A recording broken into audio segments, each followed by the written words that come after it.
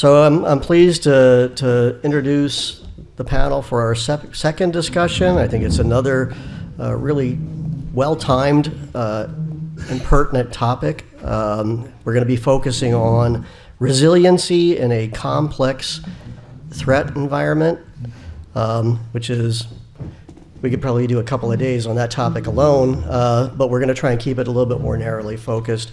For me personally, I had my own experience with this just a couple months ago. I had the misfortune, I guess, or coincidence of being in Spain in late April and early May, and got to sit through the blackout over there over the course of about 10 hours or so.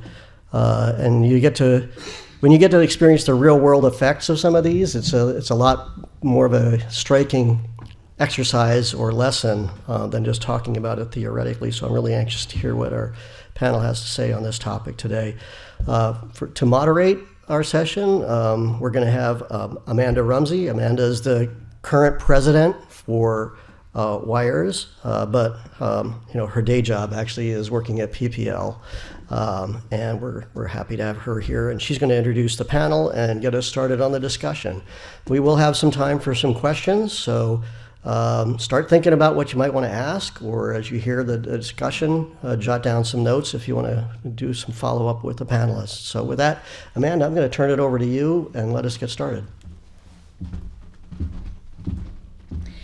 Thanks, Larry. I'm happy to be here this morning and introducing this round of panelists. We have a very experienced panel here today.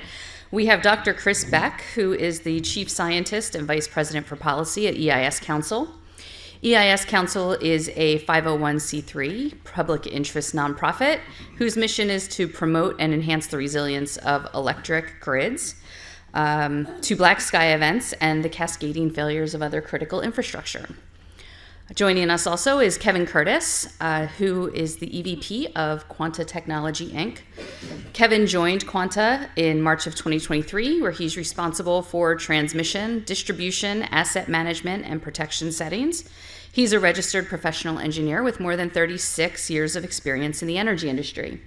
Prior to joining Quanta, Kevin held several leadership positions at Dominion Energy across various business lines, where his responsibilities included planning, engineering, reliability, project development, construction, operations, maintenance, compliance, and renewable energy interconnections. How are they managing without you, I wonder, of all those responsibilities? And finally joining us is the Vice President of System Operations for CAISO, Dede Subakti. I was going to stumble over that, I knew it. Dede is responsible for all aspects of system operations from bid to bill. This includes new resource implementation processes, operational readiness, engineering, day-to-day control room operations, through the settlement and dispute process. So we're very excited to have these folks here today joining us to talk about resiliency in a complex threat environment.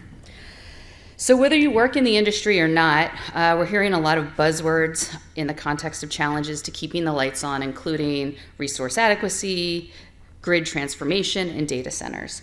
We're going to start with Chris and ask, from your perspective, what are the components of the complex threat environment the industry is facing today? Thanks, Amanda, and thanks, everybody. I'm happy to be here today and talk to this group. I want to talk about the threat environment and then specifically about risk that we touched on initially with Commissioner Chang's remarks and the question from the back, I remember. As you said, EIS Council is a 501c3. We focus on societal resilience writ large, but societal resilience relies on infrastructure resilience, and the electric grid is first among equals, so that's where we started. We started actually specifically focusing on threats. So we were formed right after what's called the Congressional Electromagnetic Pulse Commission report came out. And there wasn't a lot of knowledge about that. So we wanted to basically form an educational and convening 501c3 to talk about that. And I'll come back to that specific thing in a minute. But as you mentioned, what we ended up doing is we realized this isn't about this specific threat, but any threat that could cause what we call a black sky event, which is a large footprint, so an interconnection up to a whole at least larger than a state or a FEMA region footprint, and long duration, meaning a month or more power outage. So that's what we call a black sky event, in contradistinction to a blue sky day that we talk about in terms of normal regulation on reliability of the grid. So at the time, there wasn't a lot of information known about EMP or geomagnetic disturbance, which is kind of the natural, somewhat natural analog to EMP. So that was initially the discussions. But when we talk about the black sky event, what we're talking about is something that impacts society. It's much broader than the grid. You have cascading infrastructure failures of water and communications and transportation and everything else. So I want to talk quickly about risk, and the risk is typically quantified as the threat, which is the likelihood of an event, a triggering event, times the vulnerability to that event, times the consequences. T times V times C. Now you get the same number if you reverse it and say C times V times T. And because the threats that we're talking about, EMP being one, are not they don't happen very often. It's easy to not be able to think about risk because you get stuck on that first T variable. What is it? What's the probability that someone attacks us? What's the probability that this exogenous event? So it's more helpful from a resilience perspective to think about it backwards and look at the consequences first. Should a black sky event happen, is this okay? What's our tolerance for the consequences? If the consequences are catastrophic, that we cannot allow this to happen, then you have to do something about the problem, and you work your way backwards. So are we vulnerable to it? Yes. And then what's the likelihood? So I'll talk about what we categorize as the 6 identified black sky threats. EMP I mentioned, that's a high altitude burst of a nuclear weapon, causes an electromagnetic pulse, affects electrical infrastructure, especially electric grids, but other things as well. Other malicious threats are a cyber attack. We know that those are occurring as we speak, and folks in the electric sector know that we have advanced persistent threats by adversaries in everyone's system right now. So that's definitely happening. And finally, some kinetic attack, attacking several substations or generators at a time. Natural events, I mentioned geomagnetic disturbance. That's powerful coronal mass ejection coming from the sun, interacting with the Earth's magnetic field, causing currents to flow through the ground. And since the power grid is such a great conductor, it would prefer to flow through that rather than rock. You have extreme terrestrial weather that could knock down transmission, take out generation in an extreme terrestrial weather event. And finally, you have earthquakes. Earthquake in the wrong spot. So when we talk about any of these events, they're all plausible, and the likelihood of all of them is increasing. So I can't tell you the exact probability number that I can tell you the exact probability number of a cyber attack, 100%, because it's happening, right? But all of the other ones that we're seeing increasing intensity of terrestrial events. Things like the coronal mass ejection. The sun isn't making more intense coronal mass ejections, but we've stepped in the way of those. We have more space-based systems than we've ever had. Everything's electrified. So our vulnerability, we're kind of getting in the way of some of these threats. Same thing with earthquakes. Earthquakes don't seem to be more likely, but we keep building more stuff on top of earthquake zones that is critical. And so the the plausibility of each of these events, I would say EMP, there's a hot war right now over the nuclear development in Iran. For my money, if you didn't have a whole sophisticated nuclear program, you had a couple of missiles and enough material for 1 or 2 nuclear weapons, you get a lot more bang for your buck. I don't mean that to sound flippant, but doing an EMP attack where you don't need to hit the target, it doesn't have to land in the ground, you just need to be able to get it 30 miles or more up in the air, and you're going to have an effect. So all of those, the risk for all of these are increasing, and our interconnectedness between the electric grid and all of the other critical infrastructures is also greater than ever. And so that's the complex threat environment. It's coming from the threat, but it's also coming from the complexity of our modern society, which keeps growing, as we've been talking about earlier this morning. And I'll pause there. All right. I welcome Dede or Kevin to offer some perspectives I'm on the scared. challenges. I'm scared. I think part of it is I always tell people that my name is Dede Subakti. I work in California CAISO, and I work in the operations. I've always been working in the operations, and I always tell people that, look, I can only operate the system, whatever that you build, right? If you don't build it to prevent any of this, how are you going to expect me to live through it? From time to time, I have rabbit pulled out of the hat. I've done a lot of stuff, and I used to be in the Midwest where we go through flood, and people tell me that, hey, there's this 1 in 100 years flood, and it happens every 3 years or whatever, right? I said, if you don't build it, it's hard for me to go through it. But there are stuff that we can do in there. You didn't say wildfires, right? I mean, if you look at California or even anywhere, Risk also increasing there. Yeah, and natural risk or risk of stupid people doing stupid things. Sorry, this is what happens when you get operations people in front of panel. Tell us what you really think. Yeah, but it's true though. When I think you mentioned this, when we think about risk and threat, unless you actually live through it, it doesn't really register, right? So I actually, for better or worse, I actually lived through a lot of blackouts. And I remember when we had the New York blackout, I was in MISO, so was in the control room, and we said, what the heck just happened? We don't know what happened. CNN say that, oh, we had a blackout.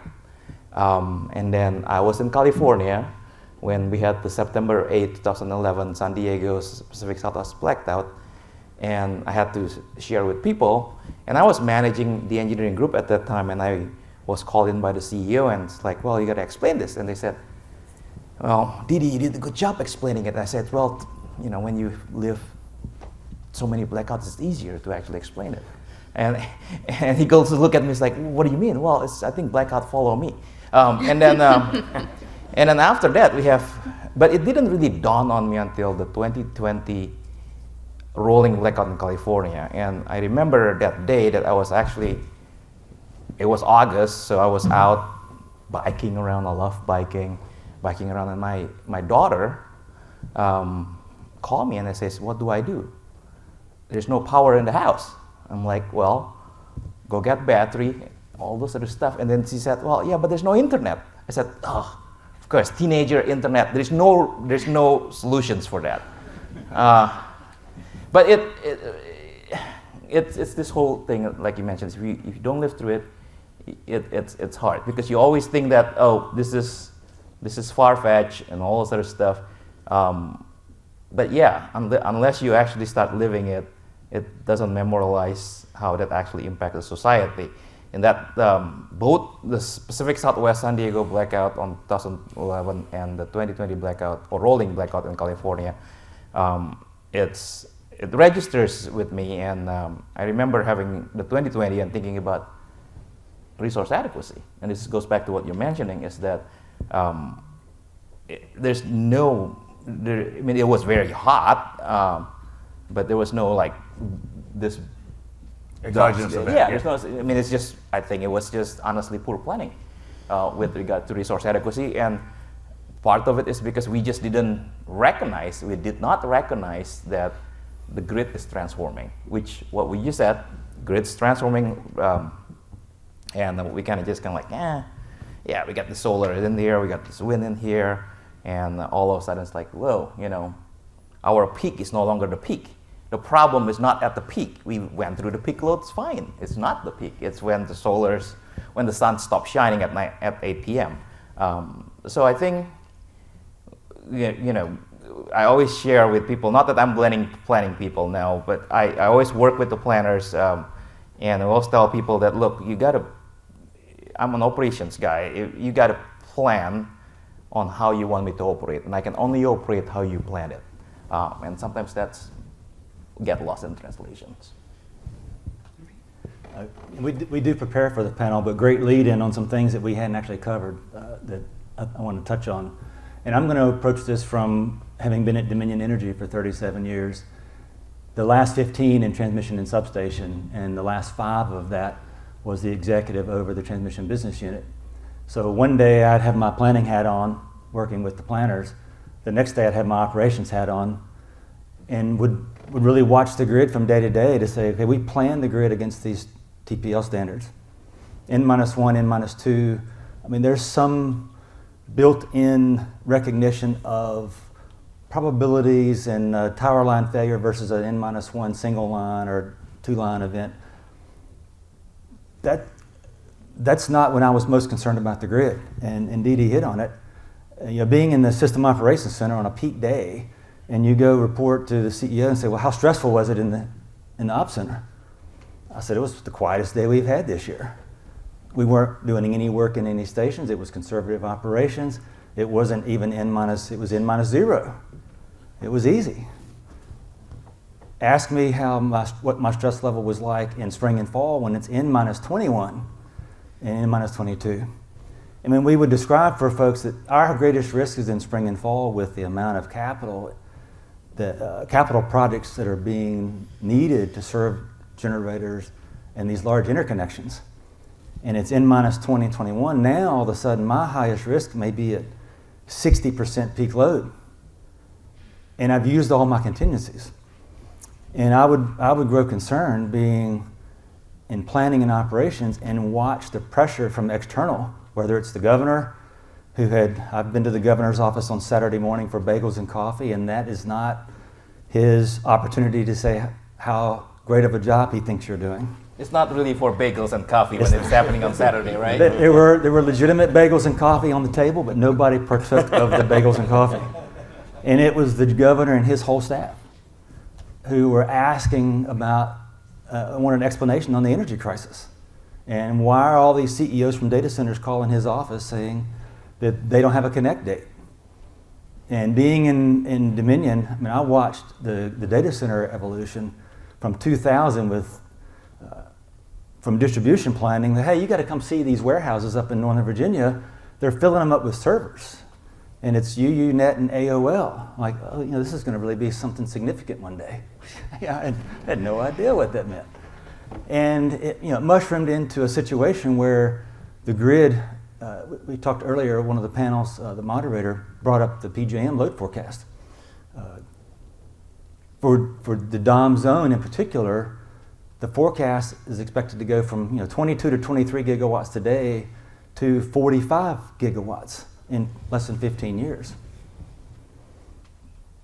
And then data centers, I want to connect in 2 years. They're now publicly telling people, and we started it before I left, okay, you're kind of in a queue, kind of like generation, but not exactly the same. Okay, this group, here's your connect date 6 to 7 years out. These other 2 groups, you won't get a connect date for 2 years, but in 2 years, you'll get a connect date. And then from that point, it may still be 6 to 7 years out. That's not the pace that the data center high-tech AI world moves in. And it's like an insatiable appetite.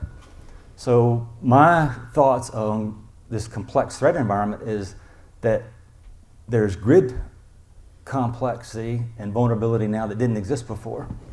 I think we grew, complacent is not the right word because that almost sounds like something irresponsible. I think we had the luxury of a redundant system for years, and we haven't recognized these incremental degradations in grid dynamics. You retire a unit, a conventional rotating machine, well, we put in twice as much solar, so we ought to be good. Those in operations don't look at that planning model saying that you're giving me something reliable to operate.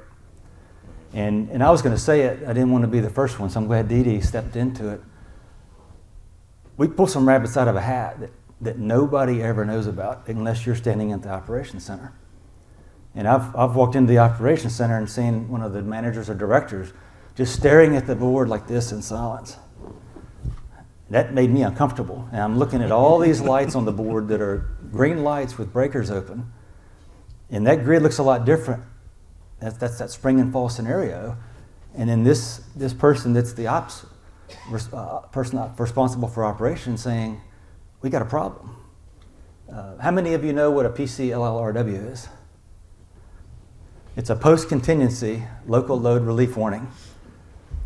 When PJM calls you up and says you have a PCLRW, it's like bagels and coffee with the governor on Saturday morning. It's not a compliment and it's not a good scenario. It's thinking about you're one step away from something that's not manageable. And it could be 5 or 10 megawatts of load that you need to drop, or it could be catastrophic, so bad that you don't have time to operate if that contingency occurs. You have to take action prior to that contingency ever having happened. And so being the executive dominion, I'd get a call from the director of the System Operations Center. And they also don't typically call at critical times to just ask, how's your day going? Is there anything you want to talk or think about? It's an operations issue. And I was getting more and more of these calls. And so I asked the director, I said, anytime you see something unusual, just grab a snapshot. I'm not looking for a pretty PowerPoint. But we talk about these things happening, and then when it's time to convey to the community or a regulator, state or federal, or the community or a CEO internal, we kind of forget that these things happen. And the longer that they've passed, it seems like the more distant in the past that they have existed, and we've lost the lessons learned. So I get a presentation a couple months later, and it's called Stranger Things. And if anybody has a Netflix account, has anybody watching some of the popular shows, there's one called Stranger Things. And there's a scenario in this story where there's this upside down world. And we were seeing stranger things happen to our grid that are leading indicators of degradation that in any single instance in any given day aren't causing an outage. But there's a resonance issue that just had never occurred in this place before when this switch was open. There's a StatCom that tripped offline we were counting on for reliability for some unknown reason. And they just go on and on and on. So those are signs of that complex vulnerability that makes me think differently about these threats that Chris talked about, and Dede's lived it in operations. And I feel for the operators, they can only operate what we plan for. The TPL standards, I think, do a very effective job for reliability. But that's the N-1, N-2. I don't know that resilience is really built in, and a reliable grid is not necessarily a resilient grid. I may have good reliability day to day, but if I do in fact have a failure, how quickly can I recover?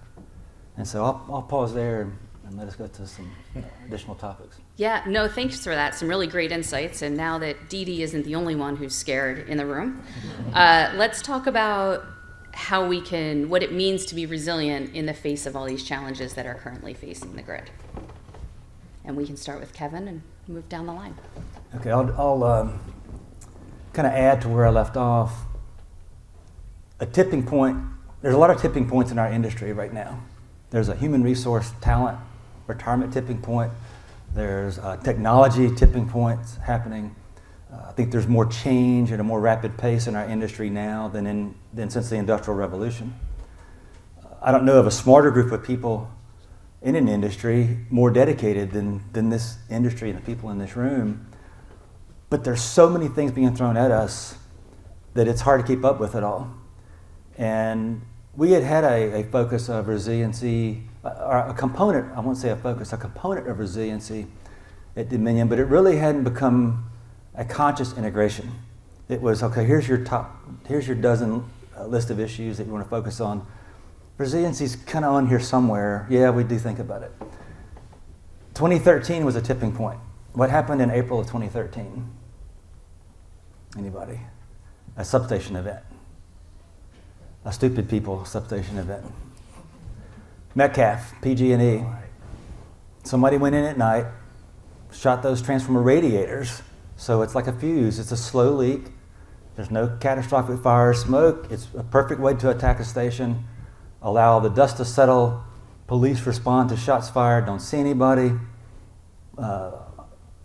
Supposition that the perpetrators were in the woods, and they just walked out. And to my knowledge, nobody's ever been accused or suspected of causing that. April 14th, we were huddled up at Dominion thinking about the large concentration of Department of Defense facilities in Virginia, proximity to D.C., and a lot of those three-letter agencies, CIA, FBI, DHS, that were customers of Dominion, but also very, very strong partners in sharing what was happening around the world. And we're expecting Dominion's response to, so what do you do to prevent that kind of scenario? And we really ratcheted up a notch our commitment to resilience and created a program to deal with it. But I think the challenge is not just make it a program. It really needs to be a conscious thought of your entire planning program. And you have to have those moments to think about the unpleasant and the consequences of what if it did happen? What if it's not a hurricane that we had a week to prepare for? What if it's a deliberate physical attack at multiple Metcalfs simultaneously on the peak day to force you to have an N-10 at peak load, or to exaggerate your N-21 in spring and fall? And then what if they add a cyber layer on top of that?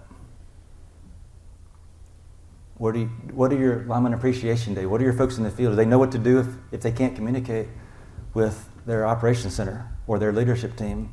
And there's no internet, there's no lights, you can't talk to anybody. So we actually hired a regional director from the FBI to become Dominion's vice president of physical and cybersecurity. And I had shared with Chris at dinner, the two of us used to make each other nervous.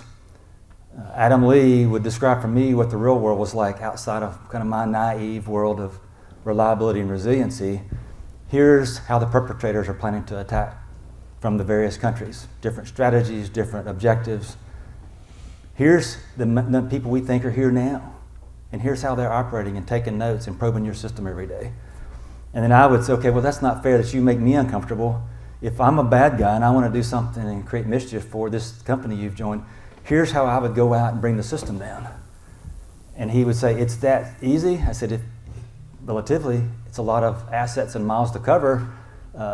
Here's how I would approach it. And so we would both be depressed after having our monthly conversation, but it was more of a mutual respect and awareness of here's the things you have to deal with.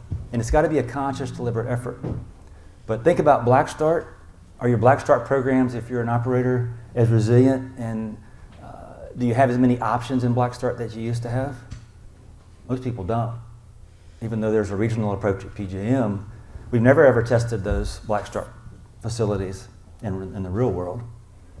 We've tested them in models, but that's a lot different than the real world. So there's a lot for transmission owners and operators to think about in the world, and there's a lot of paradigms that you have to break down to make resilience a conscious effort for your system and your assets. You've been having a lot of bagels and coffee conversations. Unfortunately. Yeah. The resilience challenge, I think you framed it up really well, and we just had a meeting to discuss one of the topics you were talking about. David Weaver's here from Exelon, Craig Glazer's here from PJM. The two of them hosted a discussion about resilient grids, and we kind of focused on three topics: Black Start, emergency communications and emergency management, and situational awareness and decision making in complex environment. And the challenge, and you kind of teed this up, or not kinda, you definitely teed this up, is that layer of resilience on top of the situation now where the grid, through no what you would call like a threat. It's rapidly changing the data centers, load growth, changing changing transmission, but also generation mix. All of these things are making things very challenging for transmission owner operators, right? I mean, don't need to tell everybody, but days gone by, load varied because people turned their lights on and off, and the generation followed that, right? And that's what balancing authority did. Now, it's changing on both ends, and as you pointed out, it's not during peak loads that even maybe that you have to worry. It's other times because you're doing so many projects, so that you have this very challenging, involving grid environment that you're just trying to keep at high reliability. And the challenge that we unfortunately can't get away from, but we often ignore, is getting past reliability to resilience, to just even frame it that way. And it sounds like it's easier to think. You mentioned this, Dede. You deal with the things that you usually deal with, right? You learn through experience. If a major catastrophe, a black sky event, is something you probably won't recover from. So we can't afford to learn the hard way in certain things, right? It's what there's an adage: what doesn't kill you makes you stronger. Not necessarily true. It can maim you, or it can kill you, right? And so we need to have the imagination, and unfortunately we have to add that on to these challenges in the reliability and intra-electric sector decision making. Major catastrophe goes beyond the electric sector, right? It impacts the water sector, it impacts communications, it impacts finance, etc. So now we have a societal problem. We kind of touched on this at the very beginning, Commissioner Chang. We need to communicate this. Well, communicating reliability maybe with the public is maybe kind of difficult, because it's something that the electric sector writ large for years has had their arms around really well. And you kind of mentioned this, that the electric sector's been victims of its own reliability success, in a sense. The public can not think about the electric. It's just, you guys are so good, you turn the light on, it always comes on. And every now and then it doesn't, but it's a couple hours or something, and my toilet still works, and I can do other things. My phone might even still work, etc. But in a more serious event, that won't be the case. But what that means is, when we try to get to resilience, that we can bring in more communities. We can bring in emergency managers that are going to say, you know what, this wildfire, I got to deal with it from a put out the fire and pull people out of the harm's way, but I'll tell you, that's going to get way harder if the power also goes out. So we need to partner on this thing. And then you have another advocate that people know and trust, in addition to the power provider or the water provider. So it's about communicating this to other sectors, and all together then going to the citizen, the consumer, the taxpayer, et cetera. That was maybe, I don't know, sort of answering my own question earlier when Commissioner Chang brought that up, but just wanted to add that on. Well, I think the system, the grid, is definitely more complex, right? It's very, very complex now. We have, like you mentioned, Chris, we used to forecast the load, and we would dispatch the generation to meet the load.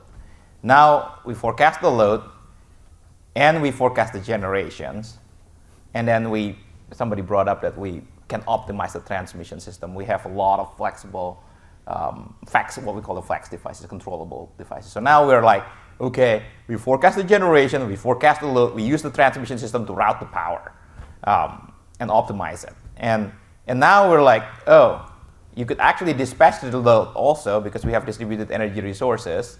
So now the system gets really, really complex to begin with. Yes, we have an increasing threat in there. And I do agree that I think getting from reliability to resilience, I don't know what the answers to it, because it comes with cost, right? It comes with cost. I forgot that Metcalf situations, April 2013. All I remember is, we have a 500 kV substation, 230 kV 500, 230 yard, 115. I think, if I'm remembering correctly, that substation have at least, it's like 12, 13 substations or something like that. You mean? Yes. Right? Transformers, yeah. Yeah. There's 12, 13 transformers in there, and there was thousands of rounds. And if you ever go to San Jose area, Metcalf substations is big, and you could see it from Highway 101, I think. And somebody was shooting at thousands of rounds, and we did not shed any load. Nope, nothing. And guess what everybody says? Rather than everybody says that, hey, you're very resilient, they're like, you overbuilt the freaking system, didn't you? Yeah, right. I'm like, okay, if I save the world, you told me that I overbuilt. If I don't save the world, you told me that you're not resilient. So I think that's the society. We probably have to get a better way to explain to people, like Chris mentioning, here's the threat, here's what could happen. If it is not acceptable, then do you want to spend money and invest on it? We did the same thing about actually the city of San Francisco. If you look at the city of San Francisco, beautiful and everything, you don't see any transmission line there because everything is underground, or there is no transmission line. Maybe because there was no transmission line. And everything that came to San Francisco, it comes from one substation. And the question is, well, if that substation is down, how long do you think you can rebuild the system back to that San Francisco? I was like, well, if 3 days at the best, right? Because it's just one substation. And we said, well, that's not acceptable. Okay, if it's not acceptable, we got to get a new transmission line. How do you build a new transmission line in downtown San Francisco? Well, it's very hard. So you take the line, you drop it in the underwater, you drop it in the ocean, run it with an underwater cable, pick it up in the other side. And we have two of them. We have the Transway cable and we have the 230 kV line that's coming out from Jefferson and back to, anyway. But it is a decision that we have to make. The same thing, if you look at San Diego, we have the blackout and all this stuff, and we ask the questions, well, how many 500 kV line goes to San Diego? One. Okay, what happens if that's gone? Okay, let's build another one. It's like $1.2 billion for 80 miles, right? It's like, okay. But is it one of those things that how do we get from that planning reliably to resilience? I think we probably have a way to go. Yeah, agreed. I think we're hearing a lot today about it's just not a story. It's not something people want to think about. I think in reality is, what if something happens that we can't come back from? And how do we plan for that if nobody wants to talk about it? And then there's the cost associated with it. And I think that really highlights why we struggle so much with resilience in the industry and just even defining what it means. But let's take it down to a day-to-day operations perspective. Are there lessons to be learned from blackouts that occur elsewhere, like in Spain and Portugal? And how does CAISO adapt its thinking to those types of events? And then how does CAISO also coordinate with other RTOs and ISOs across the country to perhaps build in some additional resilience or operate resiliently, and just to try and add some cover for events?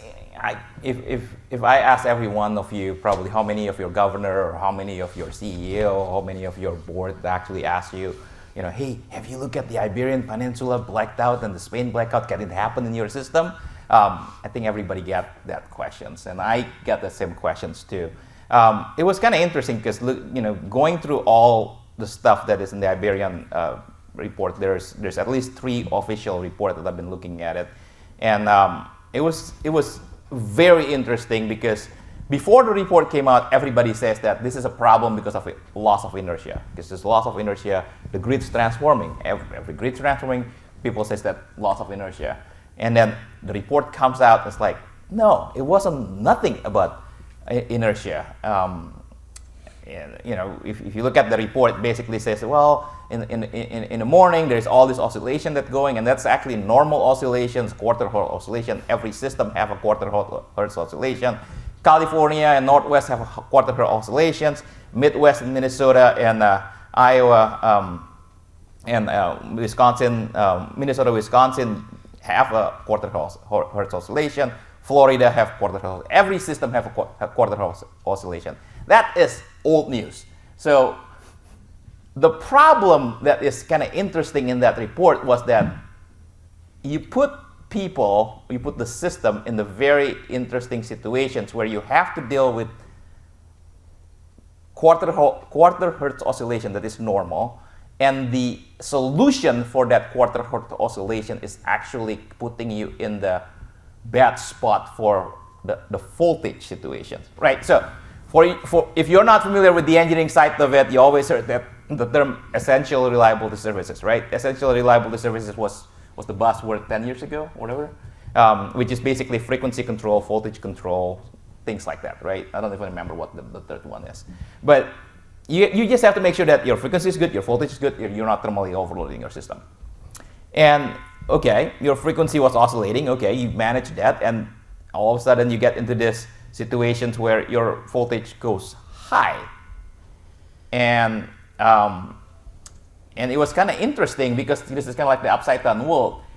As an engineer, legacy engineers, we've always been taught that voltage stability comes most of the time because of a low voltage. Mm-hmm. And low voltage comes because of a high load. Mm-hmm. That's what engineers, if you are electrical power system engineers, you have high load, you have a low voltage, you have voltage collapse. What happens in Iberian Peninsula is completely the opposites, right? So they were putting a lot of transmission line to solve the problem of the oscillation, and the more transmission line they put, the higher the voltage goes. Right. And when the higher the voltage goes, they try to bring voltage down, but they could not bring the voltage down, and then now all the resources start tripping because of that high voltage issue. Mm-hmm. So the world is upside down. It was kind of interesting. In that report, it was actually said that they were reducing power transfer, putting new transmission line that was out of service, and they're thinking that was going to solve the problem. But in reality, it's making the problem worse. Mm-hmm. That goes back to the complex thing. The world is upside down. For us in California ISOs, we looked at it. What is the similarities? Okay, yes, we have a same thing that's in there. We do, luckily though, I think fortunately, our planner would say that that's how it's planned. We have a fundamental difference between Spain and California, or anywhere in North America actually, that with regards to voltage control.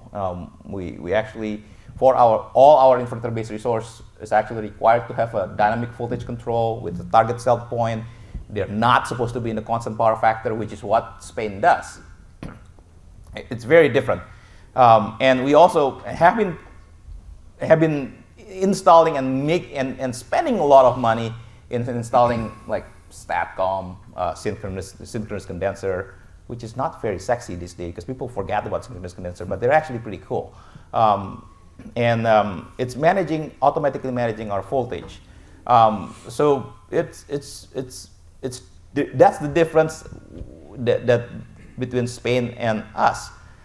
The similarities of it, though, the system are more complex. So if you're looking only thinking about here's my frequency problem and here's my voltage problem, here's my thermal problem, and you're trying to attack it one at a time and forget the other one, mm-hmm. The other one can really get out of that situation. So I think we talked about these challenges and how we want to affect and plan for the futures with other ISO, with other utilities. And the reasons being is because we don't want to be the first one. We want somebody else to be the first one, right? And it was kind of funny because somebody was talking about FERC 881 and ambient adjusted rating, and we always have meeting with all the ISOs in the United States and outside also. I remember our discussions about looking at each other's about FERC 881 and ambient adjusted rating. And we just go around the room. So I say, which one of you want to file to FERC to be late? You file it, I will follow it. So it was just kind of like, we knew. We'll join the submission. Exactly. We knew that's kind of like, but that's just one. The other side is true. Right now, we're actually asking around and asking the questions about which ISO that's actually going to step their feet and basically tell people that here is what we are going to do with the large load. Who's actually going to put a requirement for a large load right through for high voltage, low voltage, high frequency, low frequency? And everybody look at in the room and nobody actually wants to do this first. And so if you are in PJM, you should have PJM do it first. Or if you are in Texas, have Texas do it first. But we don't have a large load as much right now in California ISOs. But we are watching and we're talking because this large load thing with regards to the right requirement is the flip side of the high voltage and low voltage that happens in Spain, right? If you think about the Dominion have 1,000 megawatt, 2,000 megawatt load in like one big substation, or even more. If you lose 1,000, 2,000 megawatt of load, and you don't have the voltage control, and you don't have the frequency control, because if you don't have it right through, the impact to the grid is the same. So then the question is, who's actually going to start doing this and put the requirement for all those stuff? And NERC has a large load task force, which I'm part of the RSTC. A lot of people talk about large load, but the question goes around, and who's actually going to be the first one that's going to tell FERC, sorry, this is not state jurisdiction, which I think it is state jurisdiction. I don't know. I'm not a politician. You all can tell me. But who's actually going to actually say that here's the requirement, if you want to connect to the grid, what's going to be in there? So I think we're going to pause for a minute and see if anyone in the audience has a question that they would like to. I see Vanden has his hand up, so we'll go over to that side.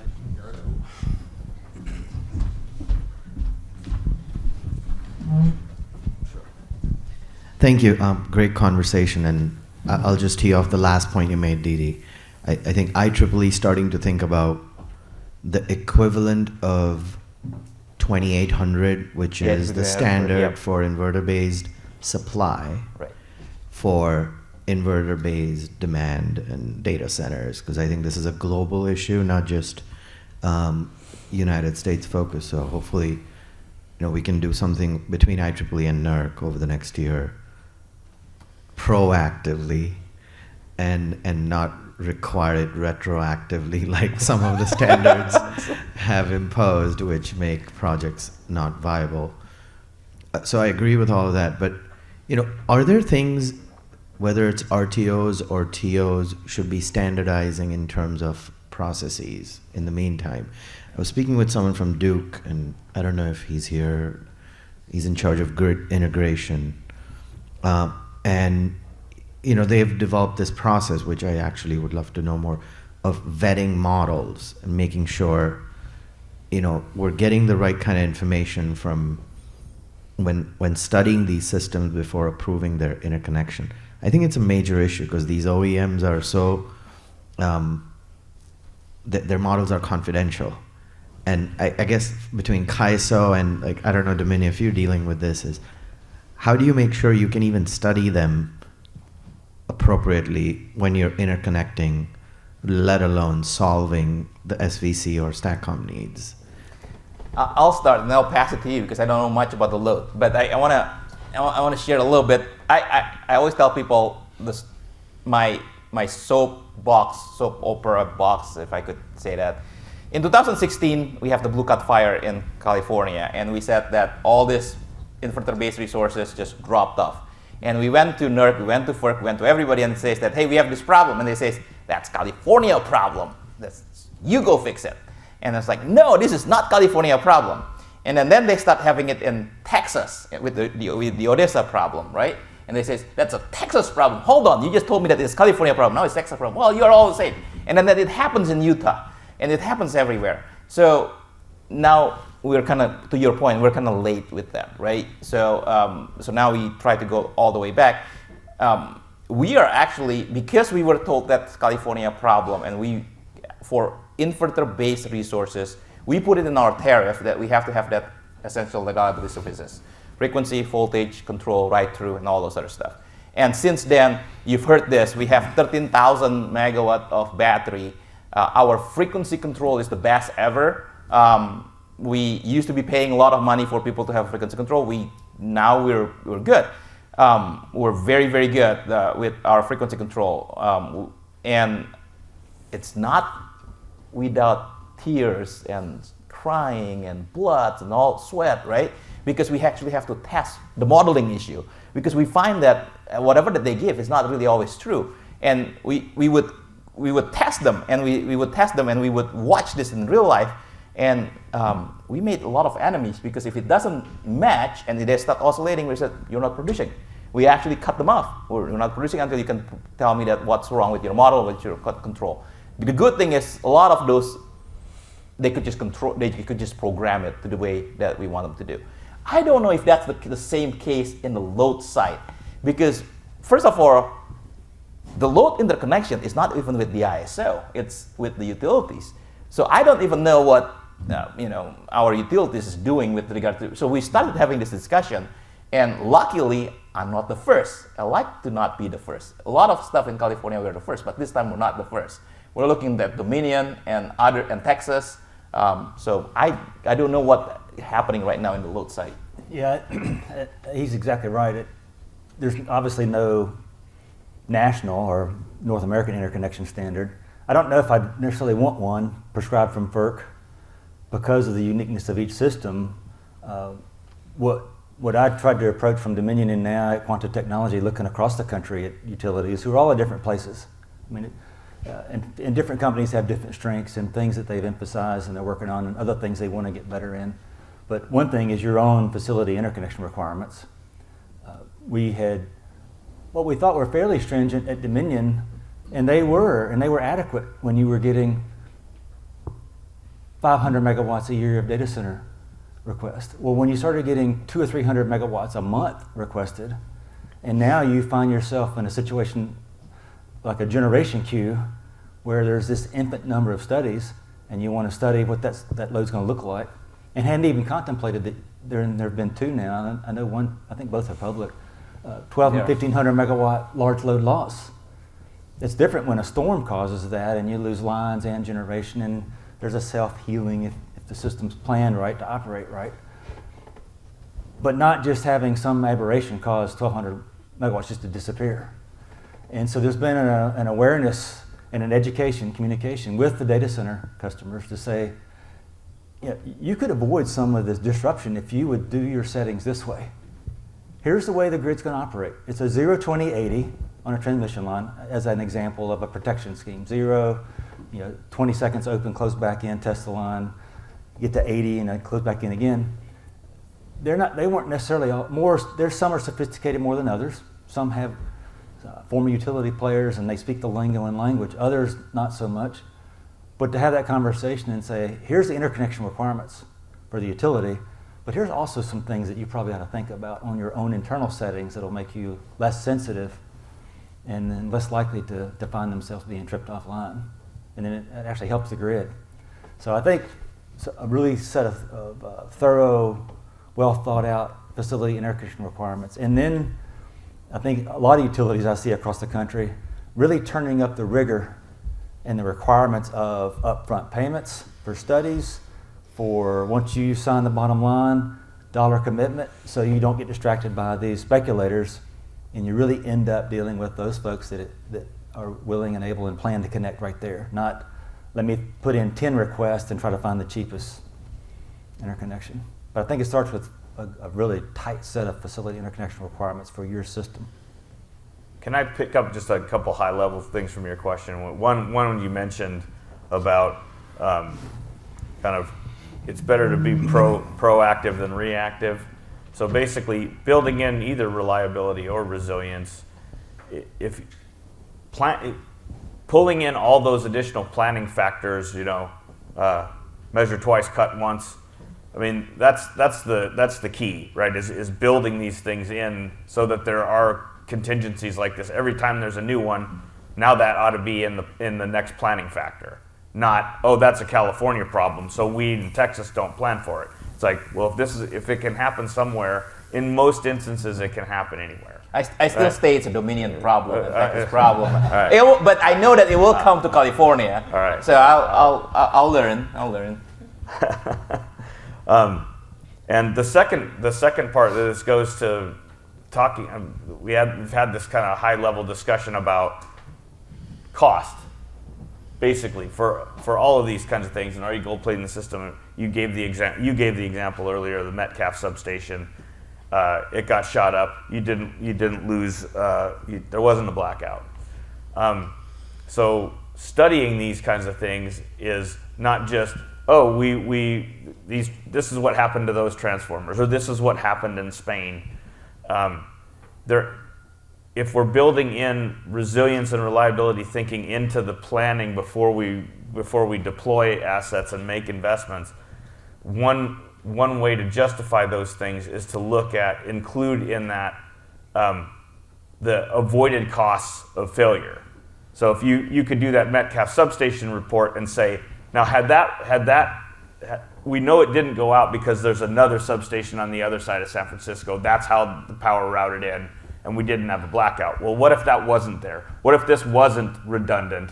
What would have happened? So you can get your arms around building off of a small event and saying, here's the avoided cost. Then you can bring that into planning later. So you're not saying, I'm not just making this up. You said like your one of your moments where you walked into your control center and saw your operator nervous because you were real close, and so we need to pay attention to near misses, right? When we dodge bullets, we shouldn't just say, oh, that's not a problem. We need to say, I don't like getting that close. Let's not ever get that close again and figure out how not to do that. This is Manish Jain from Sajid Landi. So piggyback on the question around this large load interconnection, I think in general the interconnection process was defined for generation interconnection, and now we are using a similar process to the load interconnection. But I think essentially there are not good models available. I think we don't know how these loads behave. Like these power electronics loads, they are very sensitive to voltage, and as voltage changes, they drop out. So one thing and a lot of these data center load, they are very reluctant to share like what kind of load they have. Like I recall some survey at NATF is like, it was sent to like 20 data center owner developers, and no one responded to those survey. And how about kind of incentivizing that kind of if you share that kind of a load, what do you think about incentivizing that so that like the composite load model, and there are some load models available in the PSSC and in PSCAT as well, which can be studied. Right now, we are not studying as part of the interconnection, but they can be studied as part of the interconnection. What are your thoughts on that? Oh yeah, no, definitely. Oh well. So I was, as part of this thing, I was asking who's actually the people that is in the audience. And so since you brought about PSCAT stuff, I mean that's all the EMTP modeling and the PSCAT modeling is new to begin with many people. And I think when you are in principle, I think oftentimes when we're trying to bring something new as a requirement, people are often rejecting it, or at least it's not rejecting, at least very hesitant of sharing or doing that, because it's seen it, I've at least for me, I have seen it as a barrier, which is I think that's the incorrect behavior that we want to somehow go through this. Because I remember in the generation side, when we were talking about infrastructure-based resource, the black box model is the same thing. It's being seen as a barrier of, if you ask for more data, it's a barrier for these people to come in. Mm-hmm. If you ask for more stuff for this data center, you're being seen as a barrier to it. But in reality, from the engineering and from the science, from the modeling side, is the real thing that we need. Mm-hmm. And I always scratch my head. Why are we not agreeing the need to begin with, right? If you agree this is the need, to be able to actually analyze it correctly, model it correctly, then you know what is needed to be able to do that. But I remember having this discussion at the NERC level, and we all say, yep, we agree that this is what we need. We agree that this is what we need. And then somebody says, okay, we're writing the standard requirements so that people can actually give this, and it gets shut down right away. Right. I'm like, hold on, we just discussed that we need it 5 minutes ago, and we're asking people to actually submit it, and now you're saying no. That's what I think that is more of a societal problem rather than a technical engineering problem. Yeah, I would agree. I was just going to say, electrons don't care about business proprietary information, right? They're going to flow where they're going to flow if you're connected. And so we need that. We have that business side mental paradigm, like you said. It's a societal. It's a larger issue, but we need to deal with how do we share information because we're all connected, and we have to be able to get information of others that need to react to things as well as ourselves. I think, go ahead. Thanks for the opportunity. Thanks for the great panel. Excellent. I heard a number of things today, and I heard a lot of statements like societal product, societal challenge, and societal decisions that we need to make. I'm also hearing the gap between how do we communicate to society what resilience means. And as many of us come from the electrical power industry, safety has always been a big one. And we know that safety didn't really change until we started measuring. What I heard, a couple points here, is leading indicators. So I have really just two questions really quick. Do we have a metric for leading indicators for resilience? And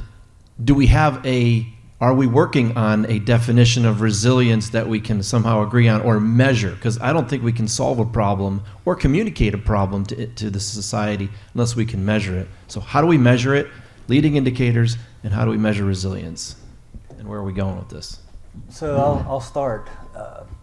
When I talked about the stranger things and getting that intelligence, those were like the loss of resilience or some signs that you're potentially losing some strength in the system. And I'll say resilience too if reliability is about keeping the lights on, to me resilience is about, there are times where things will crash, or how well do they handle stress or contingencies, and then how well is the organization able to respond with spare equipment and communications, whether it's satellites or if satellite phones are gone with EMP. So there's all that in the background when I'm thinking about resilience. And it's a hard definition to make. When I mentioned the program after Metcalf, and you've heard communication a couple times today, knowing that was a significant cost to go to the State Corporation Commission in Virginia, and this is when Mark Christie was still there, who's now the FERC chair. I've had a number of interesting interactions with Commissioner Christie on the stand, and he can ask some really pointed questions. It can be actually a very engaging judge on a case. But to present a resilience argument for something that happened in California was relevant, and they were very interested because it had just happened. So whether it's Spain and Iberian or Metcalf, the commission wants to know, what are you doing? So we established a standard and some metrics to say, here's how we would prioritize, here's how we measure it, this is what resilience is all about. But that was an isolated, it's an individual, not isolated, but individual with that commission. Every utility kind of has their own approach. And while the TPO standards help establish a mandatory standard for reliability, I mean, you're right, there's not a standard on what resilience looks like. Black Start to me is a big part of resilience. And I know from studying Black Start models and programs, and it's not what it used to be. And there's some very circuitous routes that are part of Black Start emergency response now that I would be nervous about. And as you deregulate the industry and you don't have the vertically integrated traditional utilities, you have a lot of generation that's not utility owned. And I have heard personally a non-utility generator say that's part of critical path restoration, I'm not connecting my generator to the grid until you get it stable. You're being paid to connect those generators to the grid. Well, if somebody else in the central office made that decision, the people on the ground that are going to push that button on that generator are saying, we're not going to risk our generator to the grid being unstable and then disruptive. So when you get into this, so what's resilience mean? How do you tackle each one of these things? I was going to pose to your question or to the group, is this the time to help establish some of those definitions and create a more consistent conversation? Do we need some guidance from FERC? Or is the emphasis on energy at the administration now and DOE open to thinking about resilience? If part of that resilience defense is recognizing the vulnerabilities of a grid that's operating differently than it used to, and you layer in all these potential threats that could happen.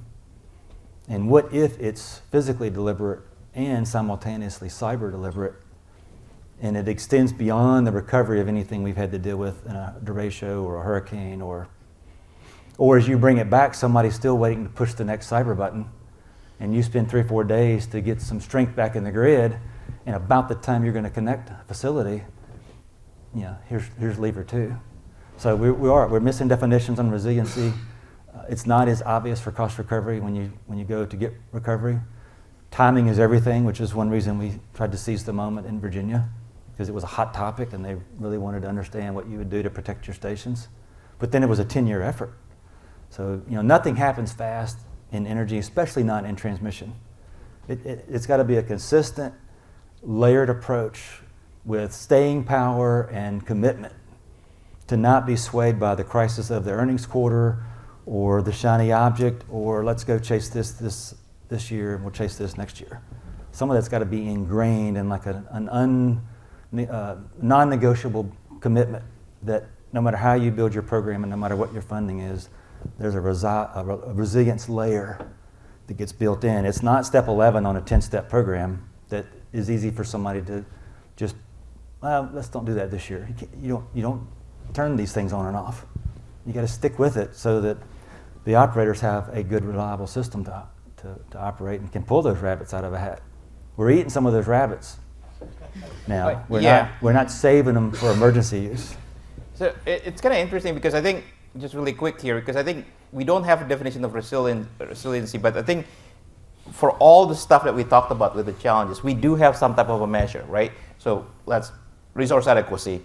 People didn't talk about resource adequacy. Now people talk about resource adequacy, and they have a measure of resource adequacy, which is the load of load expectation, the LOL, the LOLH. All those actually old measure, but people now start recognizing that, there is a measure on that. Mm-hmm. And then start talking about the planning reserve margins. California 15% planning reserve margins was not sufficient. We had a blackout. We have to go up to 16. We have to go up to 17. We have to go to 18. And that costs money. The transmissions have always had the TADs, the transmission availability data, the GETs. There's all those things everywhere in there. And at the end of the day, I always share with people that living in the operations, it's like me going to the gym. My wife does not really care how often I go to the gym. My wife just cares what is at the end of the day, what is my weight when I'm actually step on the scales. You could be going to the gym all the time, and if it doesn't go down, it doesn't matter. Our society has the luxury of having lights turned on. That's the final measure, right? They don't really care if it is a transmission, distributions, or generations. They just want to see that lights on. So right now, I think we have measures for every single one of them, but not quite in the resiliency portions of it. All right, well, I think we spent enough time depressing and scaring everybody in the room, and I'm sure we'll all have a great night's sleep tonight after we get back and reflect on some of the comments today. But I want to, everyone join me in thanking the panel for this really engaging discussion. This is Larry, can I just ask? Yeah. So this is obviously a complex topic. We tried in an hour. We had a 2-day meeting on this, and that still wasn't enough time. It's an ongoing conversation. EIS Council hosts some working groups on this, so we basically meet monthly. Kevin's a chair of the Resilience and Redundancy Policy Working Group. We have one on Black Start. We have one on emergency comms and emergency management, and we're spinning one up on the Energy Executive Resilience Group. So I would like to follow up with folks to continue the discussion, and I really appreciate the opportunity today. Great. Well, so there's an opportunity for a deeper dive and further discussion on this. This is the end of our program. I want to thank everybody for being here today. We have lunch available for everyone, so feel free to go up and get some. It's up in the room where we had breakfast earlier today. Thanks everyone for being here, and we look forward to the fall meeting coming up in October in DC. So thank you, everyone.